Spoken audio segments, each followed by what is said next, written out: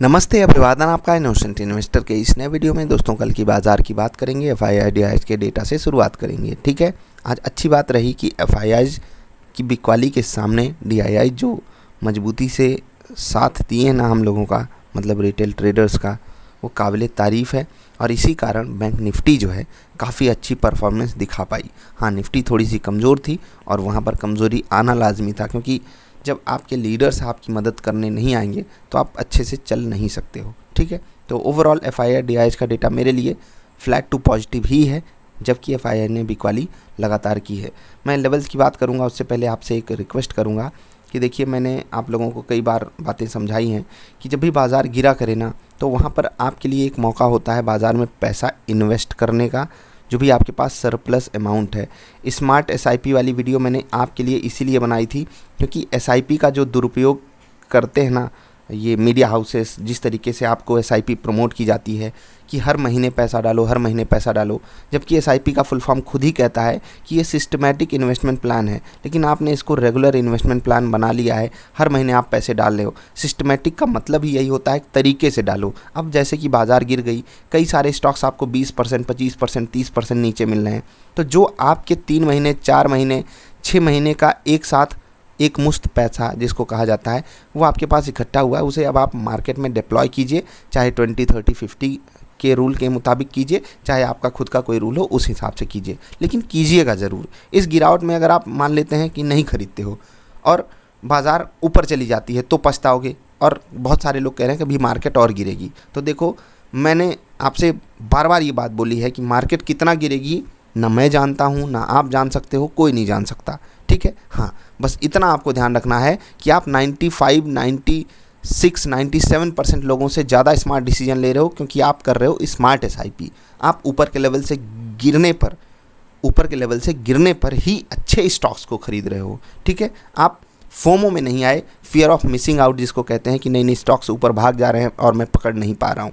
अगर आप एक लॉन्ग टर्म इन्वेस्टर हो तो इस बात को थोड़ा सा सीरियस लेना, और अगर आप किसी नए पार्टिसिपेंट को मार्केट में लाना चाहते हो तो इससे अच्छा कोई मौका नहीं है। आपकी फैमिली में कोई आपसे बात किया हो कि नहीं यार स्टॉक मार्केट में आना है, तो अब आप उसको बोल सकते हो, दिल खोल के बोल सकते हो कि देखो ऊपर से आपको इतना डिस्काउंट पे अब शेयर मिल रहा है, मन हो तो आ जाओ, खरीद लो। ठीक है, तो नई शुरुआत करने के लिए इससे बेहतरीन मौका नहीं हो सकता।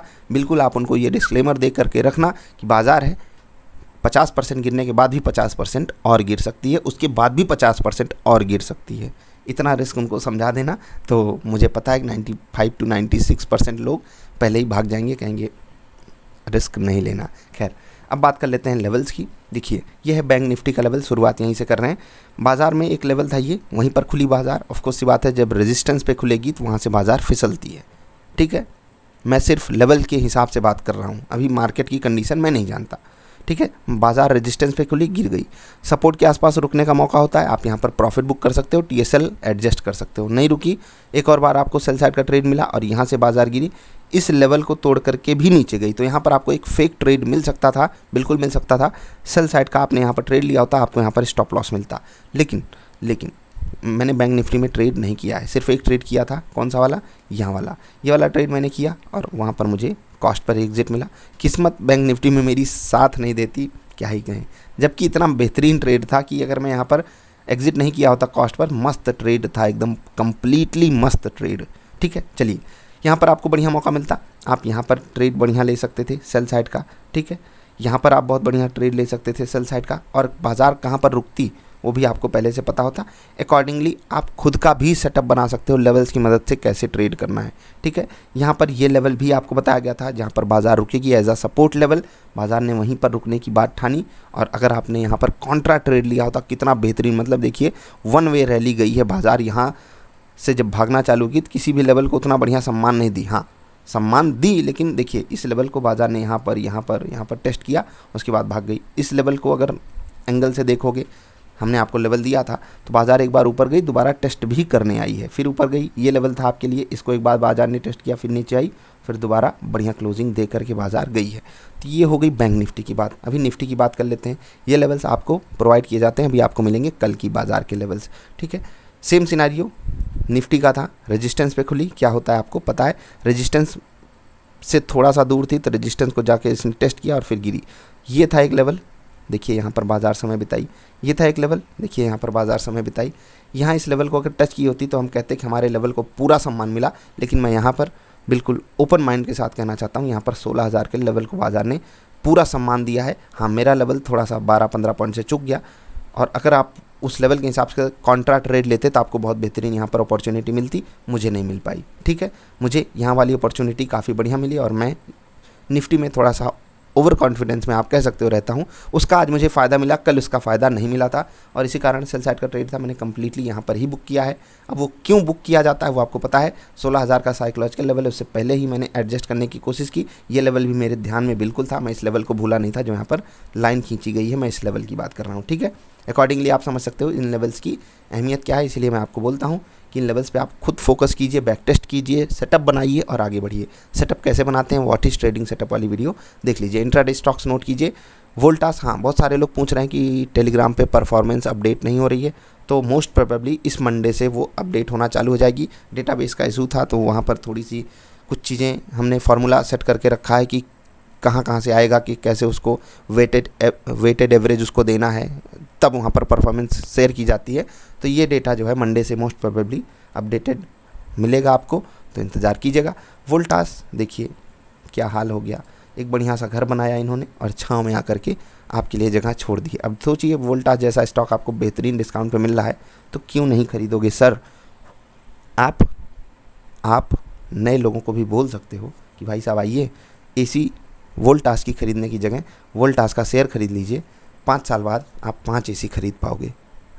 जस्ट जोकिंग, लेकिन ऐसा पॉसिबल हो सकता है। कम से कम 2 एसी तो वोल्टास आपको खरीदने का मौका दे ही सकता है। ठीक है, चलिए वोल्टास ये रहेगा इंट्राडे स्टॉक जहाँ पर आपको ट्रेड करना है। महिंद्रा एंड महिंद्रा में भी आप बहुत बढ़िया ट्रेड करोगे। एक्चुअली ये Mahindra and Mahindra finance stock है, ध्यान रखिएगा, भूल मत जाइएगा ना, महिंद्रा एंड महिंद्रा नहीं है। टाटा कॉफ़ी में आपको बढ़िया मौका मिलेगा, 200 के ऊपर सस्टेन कर रहा है। इधर साइड ट्रेड आपको लेना है महिंद्रा एंड महिंद्रा फाइनेंस में, भूलना मत, मतलब कोई भी ट्रेड ऐसा नहीं है जो वन साइडेड हो। ठीक, टाटा कॉफ़ी बढ़िया ट्रेड मिलेगा। हिंदुस्तान कॉपर, ठीक है, रिवर्सल पॉसिबल है यहाँ पर, और नज़र बना करके रखिएगा। State bank of India, bank Nifty की रेजिलियंस के साथ स्टेट बैंक भी काफ़ी मदद किया है, और अब मुझे फील आता है कि ये स्टॉक ऊपर जाना चाहिए। फील के साथ मतलब फील कहाँ से आ रहा है, वो टेक्निकल चार्ट्स को देख करके आ रहा है, और चार्ट भी जिस हिसाब से इंडिकेशन देता है वो कभी कभी काबिल तारीफ़ हो जाता है। जिंदाल स्टील, देखिए मेटल सेक्टर के 2 स्टॉक्स हो गए, तो यहाँ पर भी आपकी नज़र होनी चाहिए। ये हो गए स्टॉक्स जहाँ पर आप इंट्राडे ट्रेड करोगे। कल के लिए आप लेवल्स नोट कर लीजिए निफ्टी और बैंक निफ्टी के। ठीक, पहले बैंक निफ्टी का लेवल नोट कर लीजिए, ये आ रहा है 34,991, ये रहेगा पहला लेवल। 35,213 है, ये रहेगा दूसरा, और 35,514, यहाँ से 300 पॉइंट 301 पॉइंट दूर है ये लेवल, तो थोड़ा यहाँ पर आपकी नज़र होनी चाहिए। सोचिए 35,000 का लेवल हमारे सामने आ गया। ठीक है, 34,705, ये 491 है। ठीक है, 34,222 एज आ सपोर्ट लेवल, ये रहेंगे सपोर्ट लेवल। निफ्टी के लेवल्स काफ़ी इजी बन करके आ रहे हैं। अभी जैसे ये डेटा खड़ा है ना, एक लेवल तो आ रहा है 16,141 का, ये 150 के आसपास का है। इसके नीचे 16,100 का लेवल है, 16,088 का। इसके नीचे एग्जैक्टली 16,000 का फिर से लेवल आ रहा है। आज जो लो बना है, ठीक है, यही लेवल आप इसको बिल्कुल नोट करके रख सकते हो। 15,997 का लो था एग्जैक्टली, शायद वहीं का लेवल ही यहाँ पर कैलकुलेट होकर के आया है। मैं इसको ज़रूर चेक करना चाहूँगा। आज का जो लो है वो था 993, थोड़ा सा ऊपर है लेकिन ठीक है। 15,997, आप इसको एग्जैक्टली 16,000 का ही लेवल मान सकते हो। ये एज आ सपोर्ट लेवल आएंगे। ठीक है, तो यहाँ पर आपकी नज़र होनी चाहिए। ठीक है, रेजिस्टेंस आएगा 16,181, क्या हो रहा है, 16,181, ये रहेगा पहला रेजिस्टेंस लेवल। 16,239 ये रहेगा दूसरा, और 16,305 ये रहेगा तीसरा रेजिस्टेंस लेवल। मैं उम्मीद करता हूँ बाज़ार इन रेजिस्टेंस को तोड़ करके ऊपर जाए। अगर इसके ऊपर भी जाती है 16,391, ये रहेगा चौथा रेजिस्टेंस लेवल। उम्मीद है कि बाज़ार ऐसा करे, नहीं करती है तो आपके लिए नॉर्मली 3 लेवल्स काम आएंगे। 3 लेवल्स पे ही आपको फोकस करना है। इंट्राडे स्टॉक्स हो गए, निफ्टी बैंक निफ्टी के लेवल्स हो गए। FIRDIH का डेटा जो डिस्कस करना ज़रूरी होता है वो हो गया। तो बस अभी आपसे विदा लेने का समय आ गया। वीडियो पसंद नहीं आई डिसलाइक कर देना, पसंद आई तो लाइक कर देना। और एक बात ध्यान रखना, जो आपके साथ मैं ट्रेड्स की बैकटेस्टेड डेटा शेयर करता हूँ उसको मैं खुद बैकटेस्ट नहीं किया रहता हूँ, याद रखिएगा।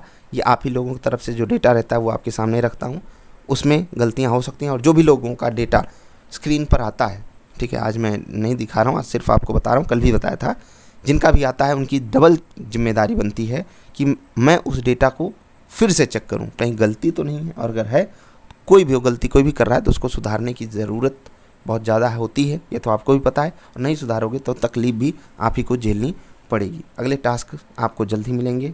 जो अभी तक टास्क दिए गए हैं उन पे आपको पूरा फोकस करके जल्दी से जल्दी कंप्लीट करके भेजना है। आखिरी तारीख भी आपको पहले ही बताई जा चुकी है, 15 तारीख, ध्यान रखना। अभी के लिए इतना ही, नमस्कार।